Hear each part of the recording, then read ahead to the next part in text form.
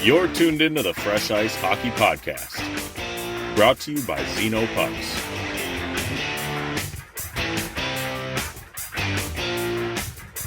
Here are your hosts, Andy and Brian Matusi. All right, before we get to the main body of this show, I just want to take a moment to mention the passing of New York Post sports writer Larry Brooks. Passed away at 75 after a tough battle with cancer. Obviously, Larry spent several of the last few decades covering the Rangers for the New York Post, one of the most well-renowned writers in the game. Obviously, some hockey fans will know him from all of his clashes with former Rangers coach John Tortorella, but he was much more than that. He wrote for the Rangers for a good long time, and there's a reason he was there. He was inducted into the Hockey Hall of Fame in 2018. And again, somebody so well known around the game and for the most part, very well beloved guy. And just another reason we all say fuck cancer all the time, because it's just a nasty fucking disease and it takes no prisoners. And it's too bad that, again, somebody who would have been able to live a good long life gets his life cut short. And again, Larry did live to be 75, but obviously without this stupid ass cancer could have lived many more years and continued to cover the team he loves. So rest in peace, Larry. Our thoughts are, of course, with his family as well. And again, I just felt like we'd be remiss if we did not at least mention him on this show. Now we're going to take a hard left turn and jump right into the meat of this show because, it's good. We're going to take a golden opportunity here is what we're doing. Really. We haven't talked about the Maple Leafs this season because I've really wanted to see what kind of sample size they were going to give us out of the gate, but we've played as almost a quarter of the regular season already, which is nuts to me. But the Leafs, man, look, it's the biggest market in the league. A lot of eyes are on this team, especially after the Marner trade in the offseason. But the Leafs at almost the quarter mile mark here are not looking good. They're certainly not looking like the Leafs of last year, where last year you couldn't get away from seeing this team and their night after night, the highlight reel plays and goals they'd have. And this season it couldn't be anything further from that. They're struggling to get saves. They can't really score as well. They can't fucking win on the road to save their lives. They're now losers of 5 in a row after their most recent loss to Chicago. They're battling the injury bug. Just nothing is going right for them. Matthews, and again, it's weird to say this, to call somebody bad, but Matthews is having a bad season by his measure. I mean, a guy of his skill easily can be over a point a game. And not that he can't reel the line back in and get there, but it just seems like nothing is going right for Toronto this year. And I can't believe how hard they've struggled to find an identity without Mitch Marner. Yeah, and I want to preface this by saying, they do have, like you mentioned, they're being hit hard by the injury bug, but I want to preface that by saying, they weren't good before the injuries, but it is worth noting that right now on IR, and these guys are all day to day, but you've got Austin Matthews, Scott Lawton, Brandon Carlo, Anthony Stolarz, and Chris Tanev. And I mean, your two big D guys, Brandon Carlo and Chris Tanev. I mean, that's a big blow to the team. And so, granted, they were struggling before this. My other concern right now is, in the previous episodes of this show for this season, we're saying, it's still early in the season. It's too early to tell. We're pretty much at the point now where you've got a good feel for everything, and teams should be starting to be where they're going to be for the season. And this isn't a good look for Toronto. If I'm a Leafs fan, which I'm very obviously not, but I would be concerned right now, because where is the issue right now? Yeah, I absolutely agree. And the thing is, too, and again, like I said, I love opportunities to dump on teams like this because it's the biggest market. If anybody can handle it, they can. But you mentioned it now where we're at in the season. We always talk about, oh, this guy looks like he's in mid-season form or whatever.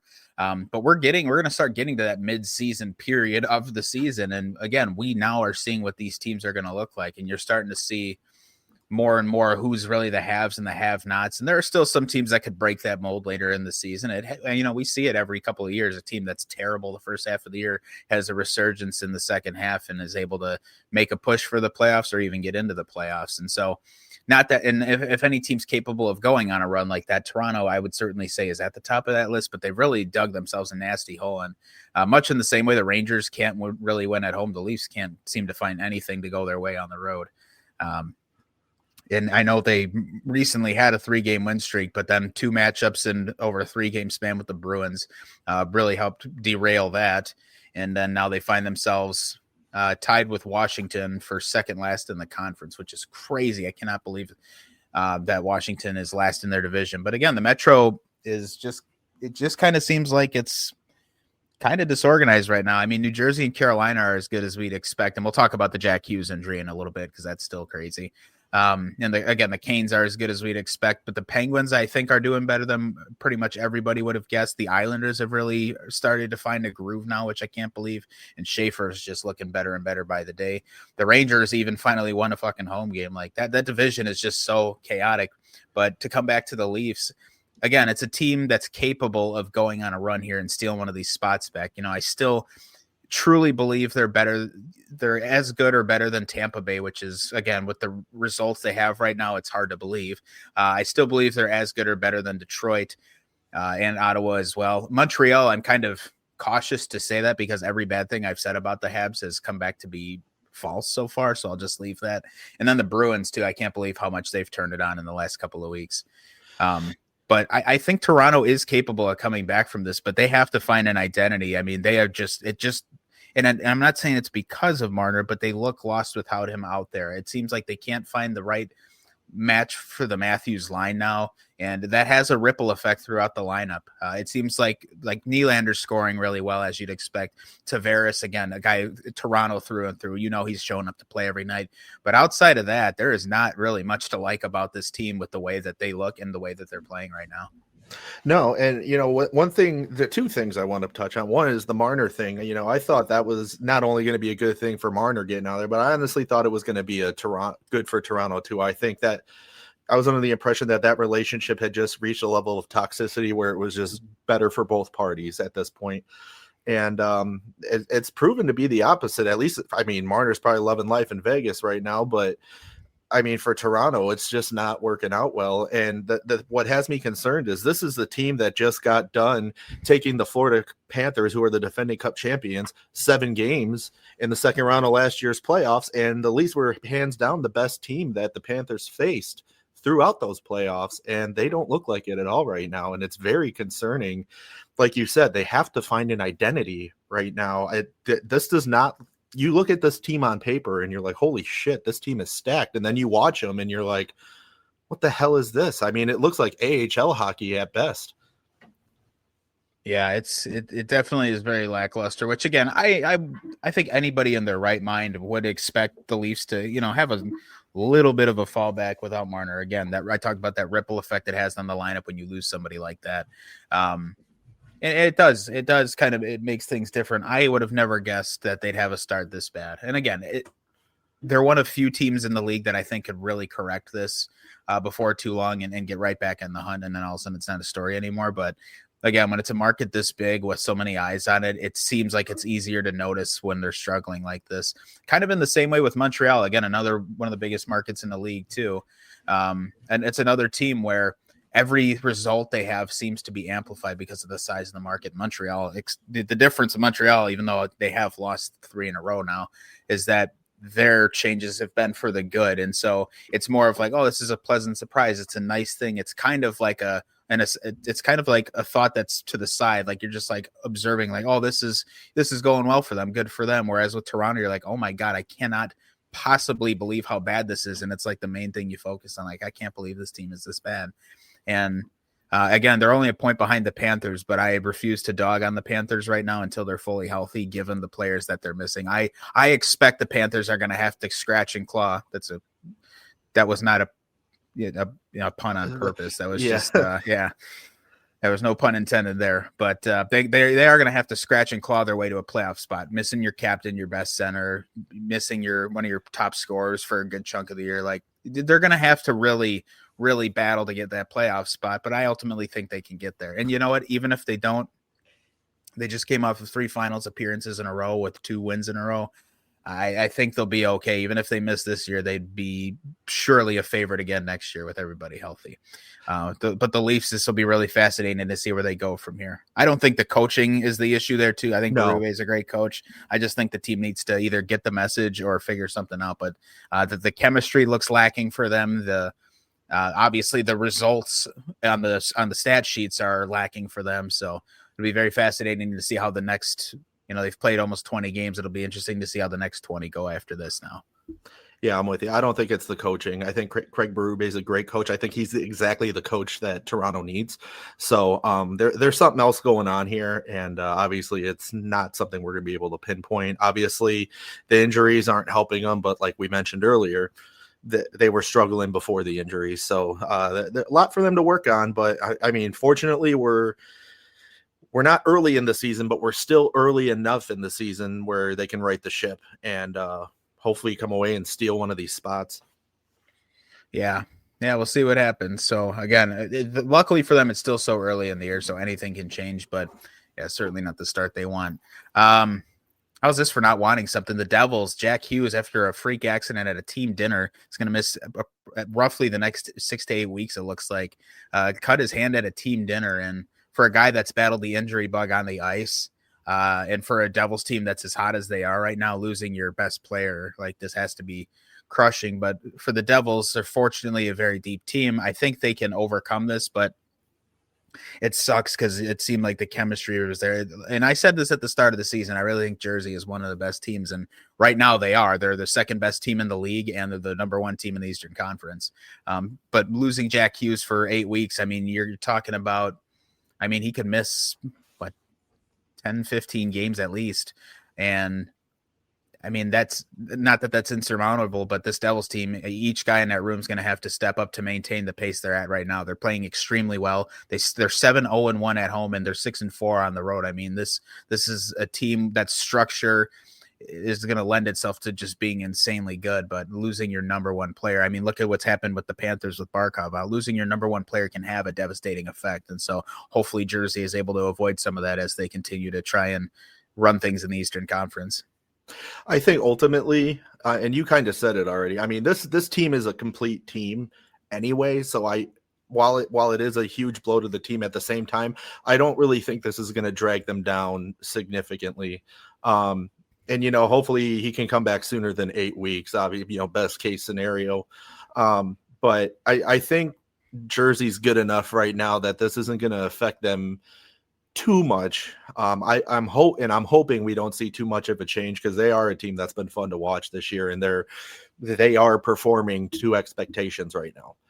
At least my expectations. So I don't think, you kind of you go down the list of people that they have on that are out right now on injury. You got Dodonov, Cody Glass, Jack Hughes, obviously. Oh, Mark McLaughlin doesn't matter. There's nobody like the rest of these guys. They're not Jack Hughes. Yes, they're not Jack Hughes. They're not these big name number one players on the team. So I don't really think this has a huge impact overall on their performance. And I think we're still going to continue to see the play we've been seeing out of them anyway. It'll just look a little bit maybe lackluster just because you're missing that big name.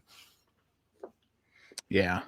So we'll see where the Devils go. Again, long term, I don't think it'll be an issue, but for a team that's holding the number one spot in the conference, I do think they will have some troubles holding on to that spot, especially with Carolina breathing down their necks, and Pittsburgh, who again is just having a very surprisingly good season. But that's another situation there. Sheloves has worked out incredibly well for them too. And we'll see where that ends up. But again, for the New Jersey, it's just all about navigating these waters now with Jack Hughes out of the lineup.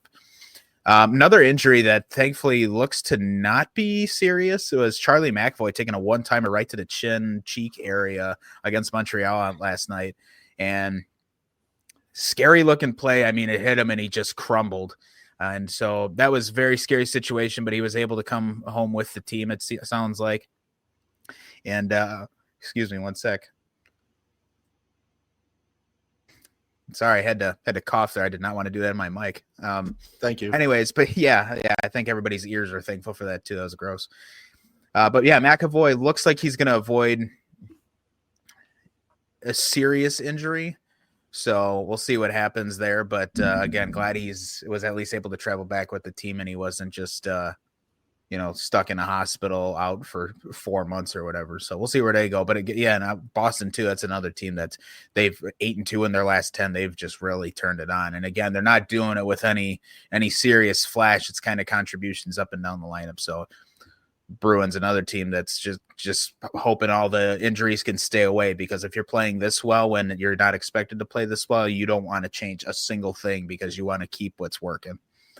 Yeah, I'm with you. And to me, it's like, well, the Bruins are finally back where they belong right now. Obviously, that's my opinion, but it's nice to see. And I was a little nervous when I saw McAvoy take that puck to the face. That was a especially nasty shot. Yeah. And I mean, he went down like somebody shot him. So I was legitimately concerned. But, the fact that he was able to travel with the team, that's a good sign.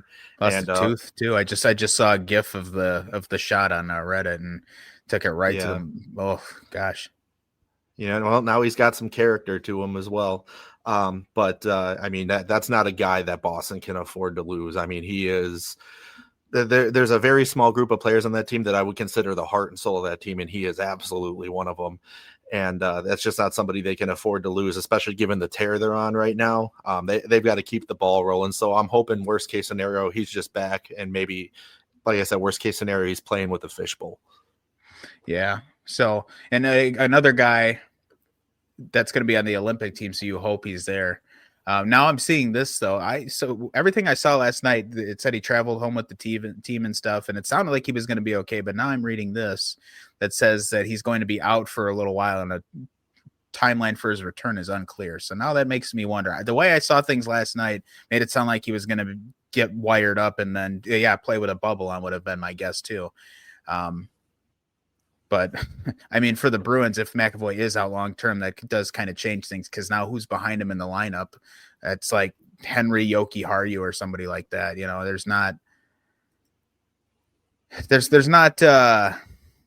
There's not great support behind him and Lindholm in that lineup. And I'm not a big Zadorov guy either. Like, I don't think he's anything special, but I mean, everybody in that room is going to have to step up that if he's out of the lineup. That's the guy that should probably be the captain of the Bruins. Like, that's your best defenseman. So now reading this, seeing that he may be out a while, that puts a different spin on things 100%. Because my initial thoughts going into this show were like, well, the Bruins are rolling now. If he's going to be okay, that's good. But now reading this, I'm like, maybe not. So we'll have to closely follow the Bruins these next couple of weeks. And again, keep an eye on how long they think McAvoy will be out. Yeah. And I mean, they've got a couple of guys out too that I'm seeing right now that aren't the biggest deal in the world, but can be cause for concern. I mean, they're without Casey Middlestat and Victor Arvidsson and Johnny Beecher right now. So I'm a little like, and John Beecher isn't anything to sneeze at, obviously. But I mean, even still, these are guys you still want on the ice. So, I mean, my biggest concern here, like we said, is McAvoy. So we'll see. Yep. All right. Hey, real quick, let's take a break. We'll hear from Xenopucks, and we'll come back and we'll talk about some stuff out west before we wrap this show. This is a Fresh Ice Hockey Podcast. It's hockey season, and you're looking to work on your stick handling or maybe even your shot, but ice time just isn't an option for you right now. Luckily, our buddies over at Xenopucks have got you covered. They've developed an elite off-ice practice puck that, in addition to looking like the real thing, is the same size and weight as a regulation hockey puck to give you that authentic feel on the end of your stick. It works better than other off-ice practice pucks on almost any surface, whether you use it on hardwood, carpet, concrete, or even asphalt. Xenopucks glide like a real puck on ice. So if you're looking to improve your game without setting foot on the ice, head over to www.xenopucks.com and get yourself a puck. Check out their merch selection and be sure to follow them on Instagram at Xenopucks.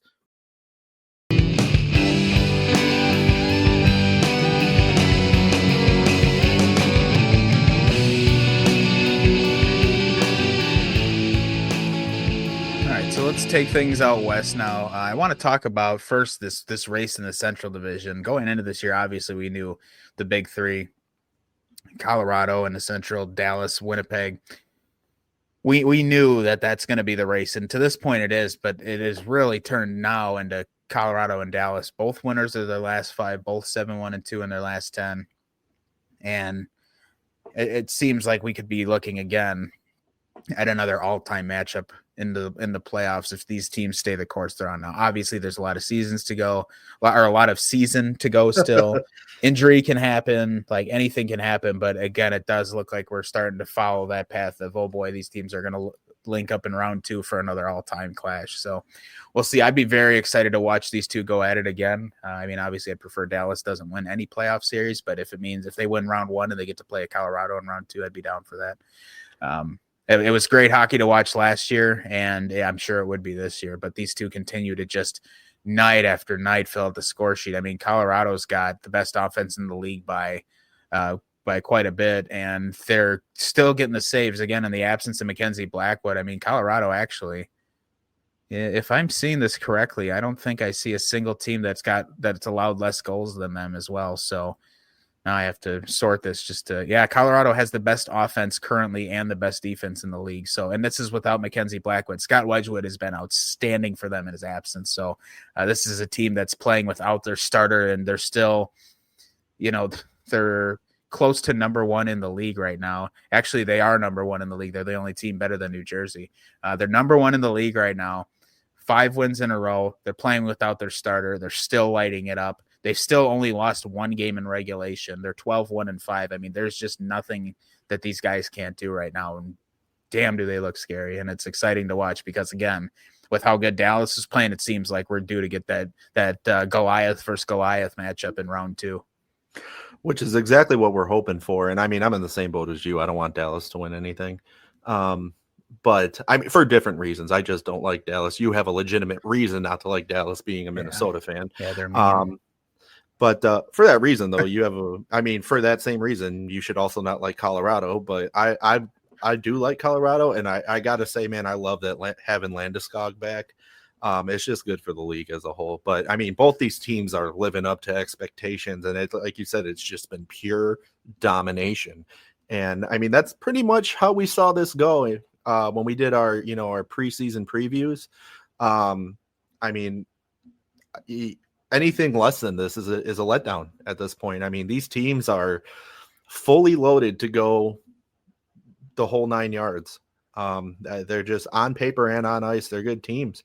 So I don't know, man. I think no matter what happens, I'll go as far as say this is a guaranteed second round matchup. No question.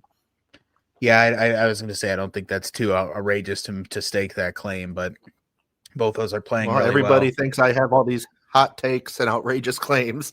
So just got to make sure. Sometimes you do. But that's okay. Everybody does. Now, the whole division, that Central Division it is pretty competitive right now. I mean, short of the Blues and the Predators just looked at, and the Blues really are not too far away. I mean, they have the same amount of points in the standings. They are tied. They're tied for second last in the conference. I mean, obviously Calgary's nightmare is the only thing that's worse than what the Preds and the Blues are doing. But you look at the rest of the Central Division. Okay, Chicago is having a much better season than most would have anticipated. Utah's having a really good season, and I know they've struggled a little bit as of late. But again, with how hot that start was, I think, again, if they can address the goaltending, that's a team that I think the sky could be the limit for. Minnesota has turned it on in the last couple of weeks. They've started to play much better hockey. It's still not great. Last night they were 0-7 on the power play against Anaheim, who, by the way, Anaheim took 6 high sticking penalties in that game, which is nuts. Jesus. There was some pretty bad ones in there. So they actually talked on the Wild broadcast about the Ducks. I believe are the most penalized team in the league by a lot this year. So something that the Ducks have to work on. But for the Wild, again, they've really started to become more cohesive as a team in the last couple of weeks. Obviously, the injury to Marco Rossi is going to be crippling until they get him back. But as a whole, they're still playing pretty well. Jesper Wallstedt has now had back-to-back shutouts. He's been unbelievable for them this year. And now, he's had a chance to play with the big club. He's 4-0-2 now, and he looks like he really could be the future of the Wild in net. Things haven't gone maybe the way Gustafsson wants for them. But again, you look up and down this whole division, and there's competition to be had here. So as good as the big three are, I'm really excited to see who's going to, step up and snag one of those wild card spots. I mean, it looks like Chicago, Minnesota, and Utah all have a very reasonable chance to do this. So this should be a fun division to follow the whole rest of the way here. Yeah, someone from the Wild must have been listening to our podcast and heard your gripes because they look good this week. Yeah, since I shit on them, they actually since that episode they've played very well. Which again, as a fan of the team, I couldn't be happier. I'm glad they're finally I mean, I'm an absolute mess when I watch the games. I swear at my TV, yell, complain as much as I possibly can. So when they're giving me reasons to be happy, I'll take it. But like last night, they won 2-0 against Anaheim, and the second goal was an empty netter. They were 1-0 the whole game and 0 for 7 on the power play. I was having a fucking cow in my living room screaming at the TV because they couldn't score on Peter Mrazek, which I could not believe. Yeah, I was just living watching the game. Of course, obviously, I'm thrilled they won, and I'm even more thrilled for Wallstead that the team stepped up, or not stepped up in front of him. I'm glad he stepped up, and I'm glad the team was able to secure him the win because he earned that win and the shutout. But good Lord, was that a miserable game to watch. I'm just glad they won. But again, as a whole for this division, I'm just like, it's good that 6 of these teams are competitive enough where there will actually be a playoff race in this division. So it'll be fun. It should be fun to watch the rest of the way. I'm just picturing Mark Mowers walking into that locker room being like, "Hey guys, I got a buddy. He's a big Wild fan. You guys are really pissing him off. Can you step it up a little bit, please?" And then that's the story I'm going to use to why they've stepped it up. That Mark Mowers went to bat for you. Oh, my thought in my head was that Bill Guerin when they went in there and beat the brakes off all 23 of them and then walked out of the room like nothing happened, and then they got the message.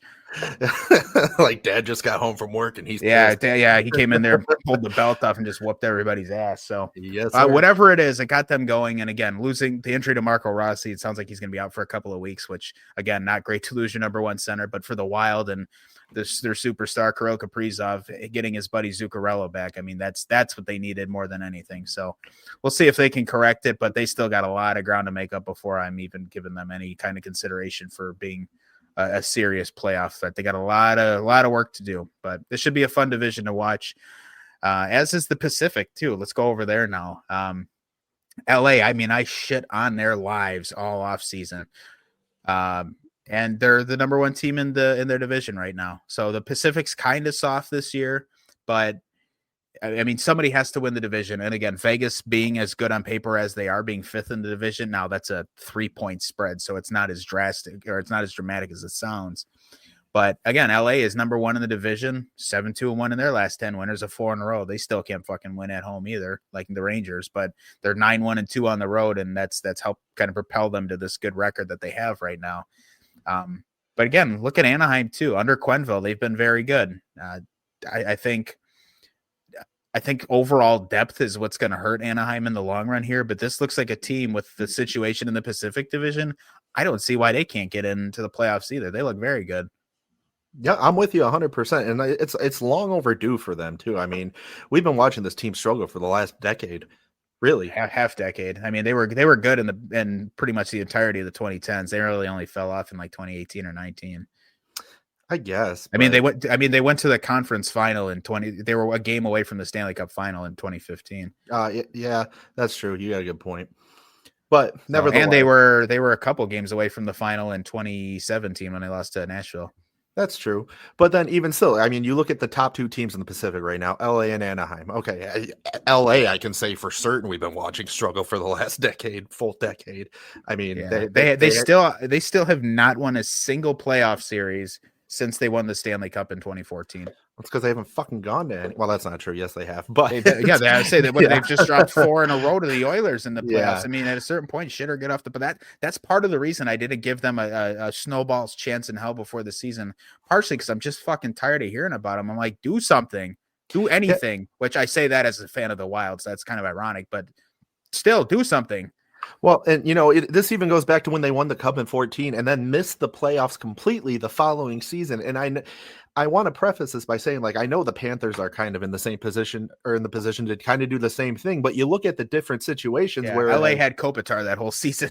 Yeah, I was to say the Panthers are missing very vital parts of their lineup right now, whereas the Kings were a virtually unchanged team and they just missed the playoffs. So shit happens. That was a wreck. Yeah, and then they didn't do shit since.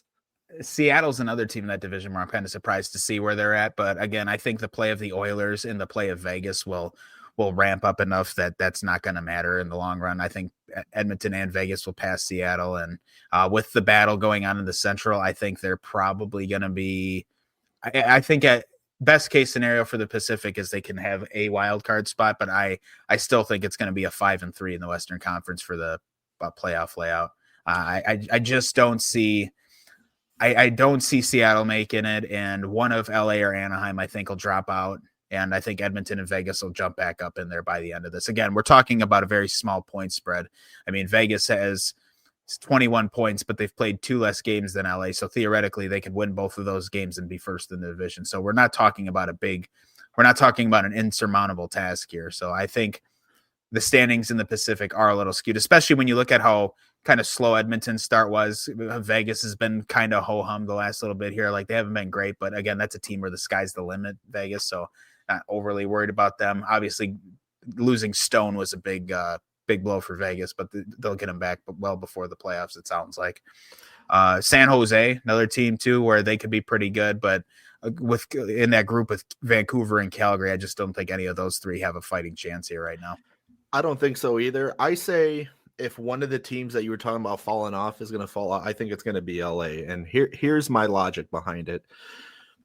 I think any team that acquires Joe Quenneville to be their coach is destined for success in some way, shape, or form. You're going to say desperate. I'm like, Jesus. No, destined. Okay. For success. And I mean, obviously his track record in Chicago proves that. But another thing I want to point out, and granted, they did have a fuckload of talent when he took over. And I hate to keep using one of my own teams, but when he took over Florida, they had like a 10-game winning streak to start the season, and they were looking unstoppable. Oh yeah, they looked incredible. I don't think that's an unwarranted claim to make. Like, that's valid evidence that he's a good coach. Yeah, I mean, I think Anaheim is going to make the playoffs this year, no matter how they get in. I don't see a scenario where they don't make the playoffs this year, and I think a big part of that is going to be because of Joel Quenneville. He's just one of the best coaches to ever coach. And it's just the way it's going to be. I think LA will eventually fall off. I think eventually, I agree with you. I don't think Seattle's going to be able to hold their own. I think it's just a matter of time. Let me rephrase that. It is a matter of time till Vegas turns it on. And Edmonton, they just got to figure it the hell out, man. But once they turn it on, I think you're going to have Vegas and Edmonton in your top 2 spots at some point.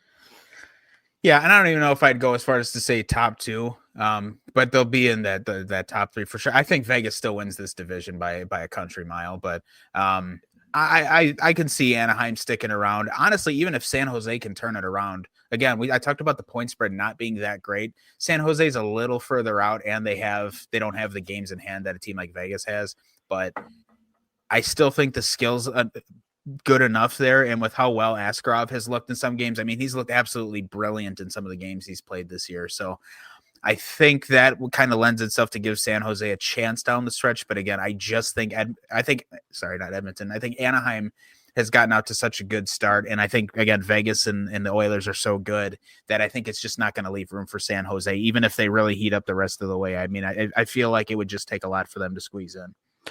Yeah, and one thing I want to point out with Seattle too, because I know there's people out there that are like, well, Seattle's doing good. Well, they're 9-4-5. Okay, at the end of the day, that's still 9-9. That 5 in the OTL column is still a loss, no matter how you look at it. Yeah, you get a point for it, but at the end of the day, you still lost. So they're at 500 right now, as far as I'm concerned, which is a fact. That's nothing to. I mean, anything 500 or above, you would consider. You'd be happy about. In this league above 500, I would consider that at least pretty good, because this is such a hard league to win in.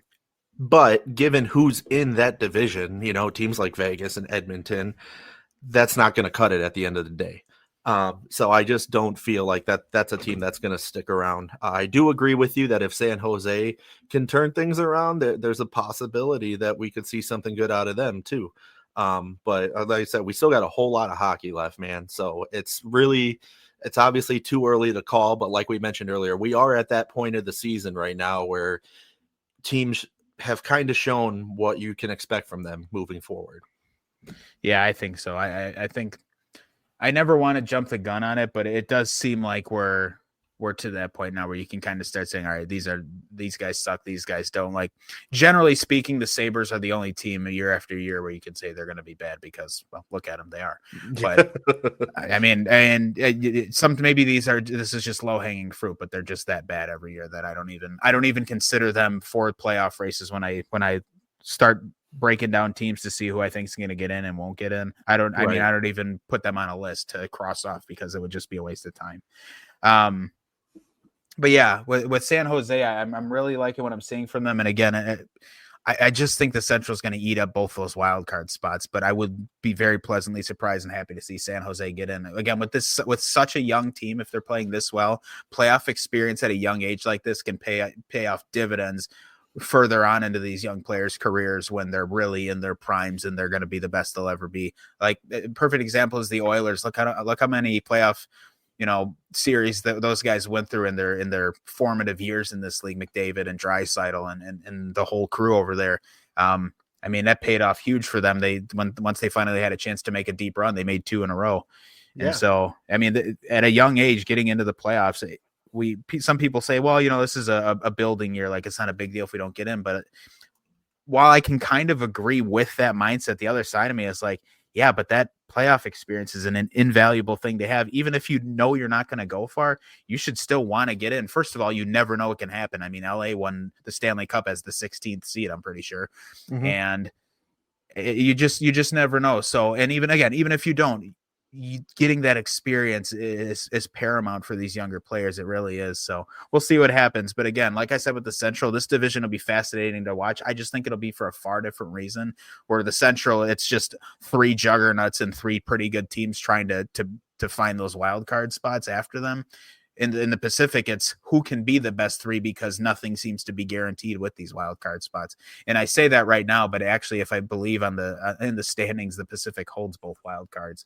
But again, with the point spreads where we're at, I don't think that holds long term. And actually, Chicago is the top wild card right now, and Edmonton is the second in the Western Conference. But again, with these point spreads, I don't think that'll hold for too much longer. Yeah, I'm with you. But man, dude, how about Chicago? Yeah, I'm pretty impressed with them. I hate it as a fan of a divisional rival, but again, we talked about it before. Spencer Knight's come in there. Him and Jesper Wallstedt are tied for second in the league, 924 save percentage. Logan Thompson, 925. So I mean, we're seeing some pretty elite goaltending for Chicago. I mean, almost league leading goaltending. So definitely stuff to be excited about over there. Again, for them, the biggest thing now that they're in the mix, Chicago, is going to be finding ways to continue to fill out the score sheet. It seems pretty clear that if they can help out Spencer Knight, he's going to be able to stop pretty much everything.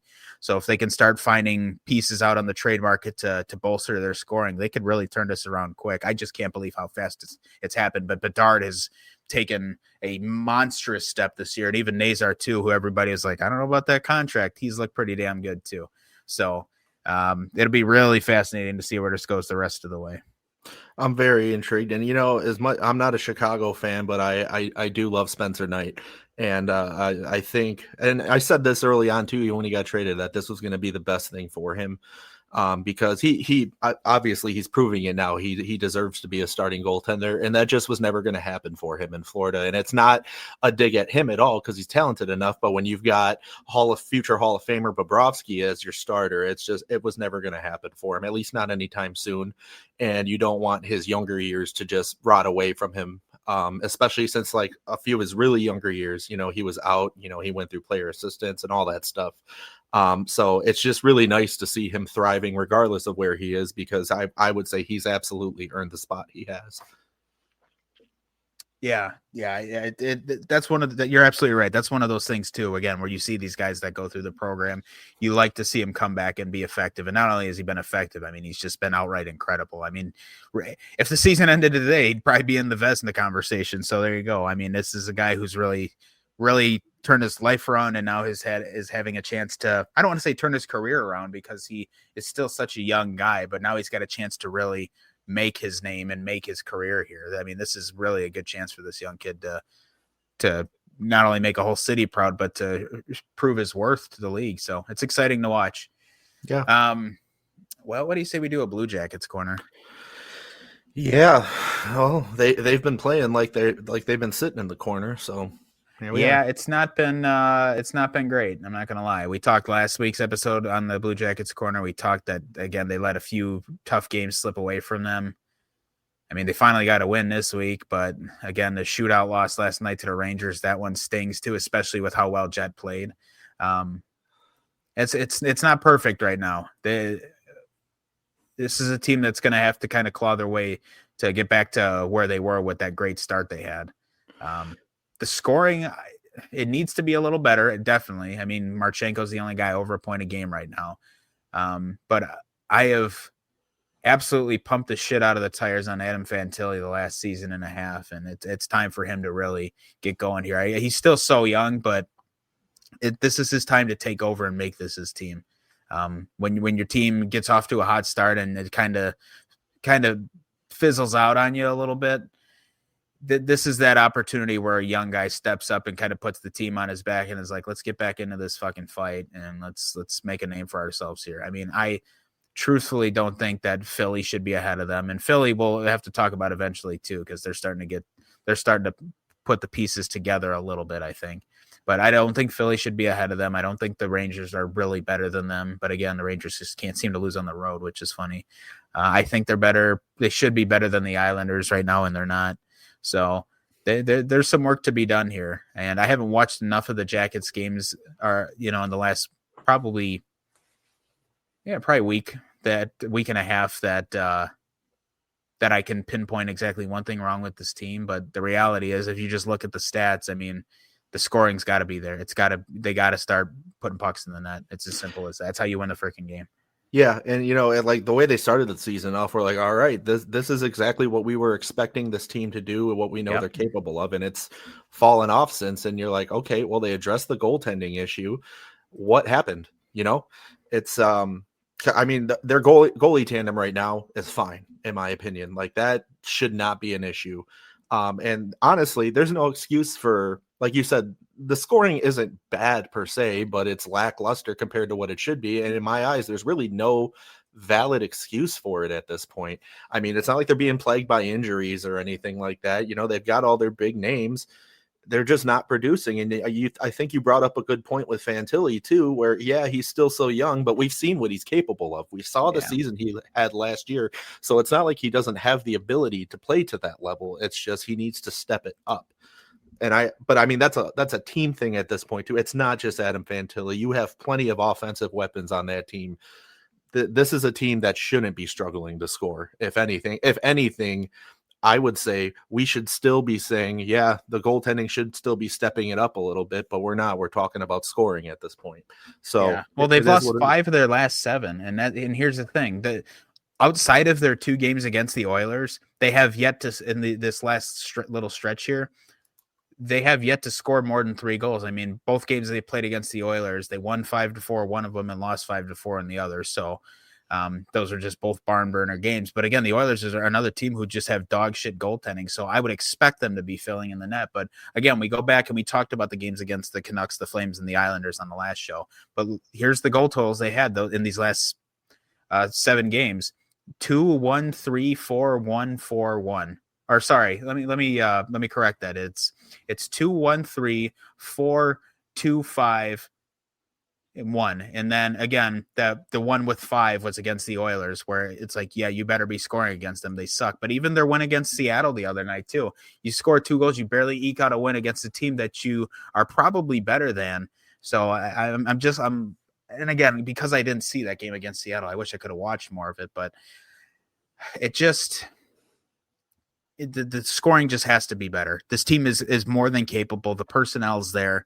And I'm not saying they have to be Colorado, but you got to start. You have the talent. You've shown you can. You have to start scoring. They got to give these goaltenders some relief here. It just feels like, and again, they're not without fault. I mean, Jet and Elvis have had recently some games where I wasn't thrilled with their play, but it can't always be on them either. Yes, they are both capable of being good goalies, but it can't always be on them. You need to score. Yeah, no, I'm 100% with you. I think everything, Blue Jackets fans included, I think everybody's kind of on the same page here. And, kudos to Columbus fans who continue to show up and show out for this team, regardless of performance. But, it's kind of just like they have the tools to be successful. It's a matter of utilizing them. And I'm just not seeing where the issue is right now. And I really, really don't want to point the finger at Dean Evison yet.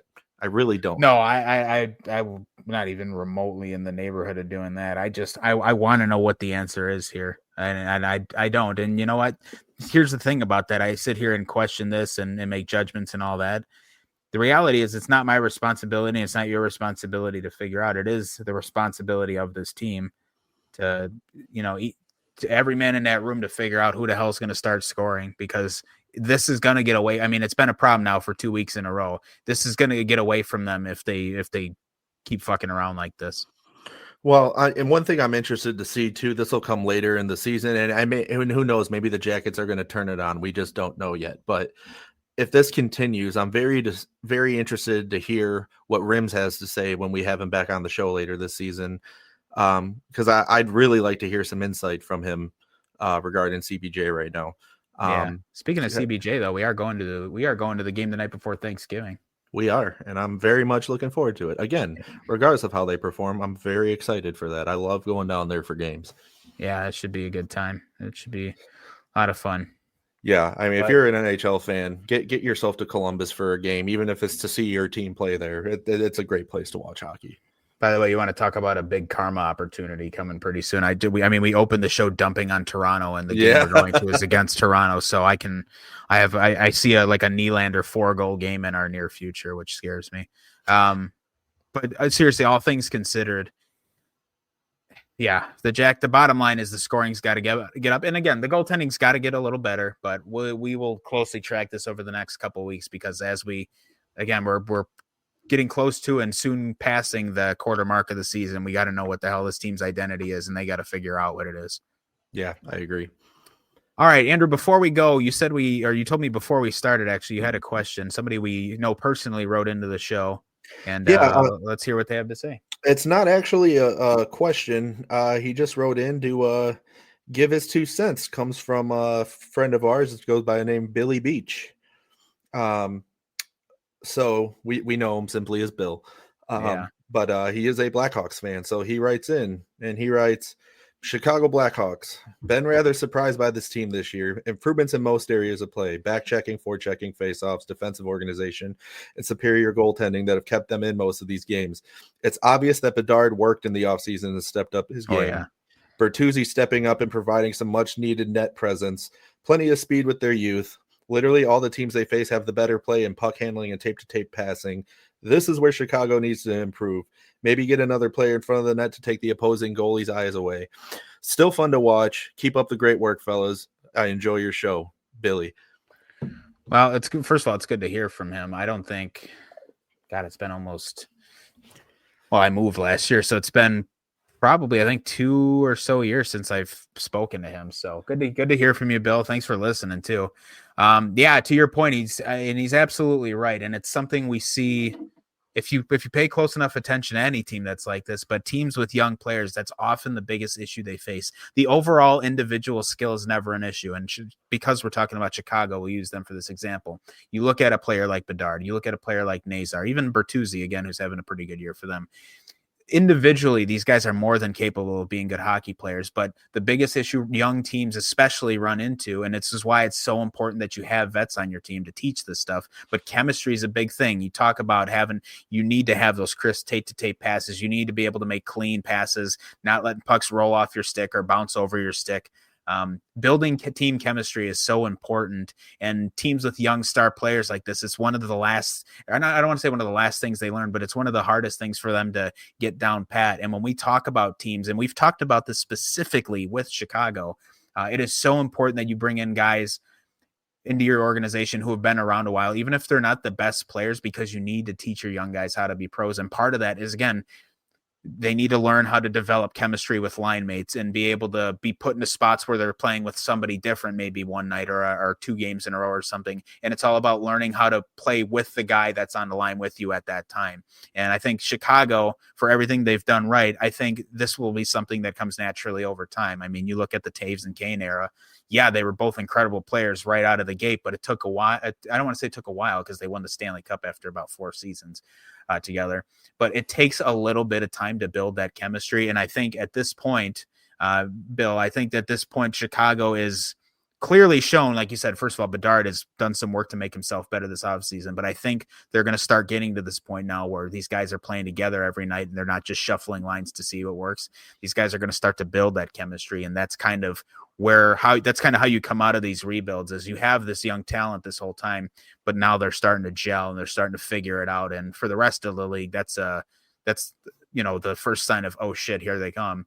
But as a fan of that team yourself and other fans of the Blackhawks, that's where you start to notice, like, okay, now these guys are going to start coming into their own and being a good team. So yes, while right now that chemistry isn't there, I think we're not far away from it, because to me, with how Chicago's played this season, it seems like they've ticked off every other box. They've got the skating down. Their special teams are starting to get better. Their goaltending is getting better. Their star players individually are developing into really outstanding players. So all they've got now is they just got to find that chemistry, and I think they'll have put this puzzle together. It's go ahead. I would say it's worth pointing out that Tyler Bertuzzi's out right now. And I mean, again, that's not the end of the world, but it's definitely a guy, especially with the way he's been playing. He's a guy you want to get back, and they're out with Foligno's out right now too, and I think he's actually. Let me look. Yeah, he's week to week right now with a hand injury. So, I mean, and not that Nick Foligno's this elite hockey player, but he is their captain, and he is the textbook definition of leadership. So, I mean, that does take a toll on the team in one way or another. So, I mean, these are guys that they want to get back. And again, like you said, this chemistry is on its way. The morale is definitely up this year in Chicago, and nobody can dispute that. It shows. You can see it on the look in players' eyes. This is a different team than what we saw last year, and in all the best ways possible. So I think, Bill, you bring up a great point. I think everybody put in work this offseason, and it's showing right now. And I think if they continue to do this, we're going to be talking about the Hawks come April. So I'm excited. Yeah. So again, just to circle back, they're good, and there are going to be nights, though, even still. Again, no pun intended with Chicago. There's going to be nights with Chicago where they just look like they're completely lost, and that's okay. Again, they're still growing, but I think you're gonna slowly start to see that development of the chemistry, where now every pass is tape to tape, the puck's landing on their sticks, nothing's bouncing around them, over them, under them, whatever. I think we're not far away from that, but in San Jose's kind of in a similar situation too. I mean, you look at how good Celebrini and Smith are. Now, those two specifically, it feels like they could thread a needle in the dark, like they're that accurate with some of their plays. But there's still a lot of times where they look kind of lost, and that happens with young teams, and Chicago is no different in that regard. But I think they're really not as far away as we might have thought they were from being an absolute powerhouse again. So, Bill, thanks again for writing into the show. It was really good to hear from you and hear your name again. Yeah, I second that. I appreciate you listening and being such an avid follower of the show, and I'm extremely grateful for you writing in. So thank you. All right. Well, I actually wanted to talk about the scoring race this week, but next week's show I think everybody will have pretty much reached the quarter mark of the season. So I think next week we'll talk about the scoring race and I don't want to call it the goaltending race. It's kind of a weird phrasing, but you know what I'm getting at. So I think next week we'll do that, amongst a few other things we'll talk about on next week's show. And of course, next week's Blue Jackets Corner will kind of set up us going to this game and kind of see where the team's at. Hopefully this week, we play a couple games this week and play tomorrow night against the Canadians, and that's at home. So that's hopefully, again, home game against a hot Habs team. That's one that's a big momentum builder if they can grab that. So we'll see how they do. As for this show, we will of course be back next Sunday to record. And so you'll either hear us next Sunday night or next Monday morning or whenever the hell you feel like listening. So as always, thank all of you so much for tuning in. Andrew, do you have anything else to say before we go? Just make sure you follow us on social media, Facebook and Instagram at Fresh Ice Hockey Podcast, and on TikTok at Fresh Ice Pod. All right, we'll see you guys next week.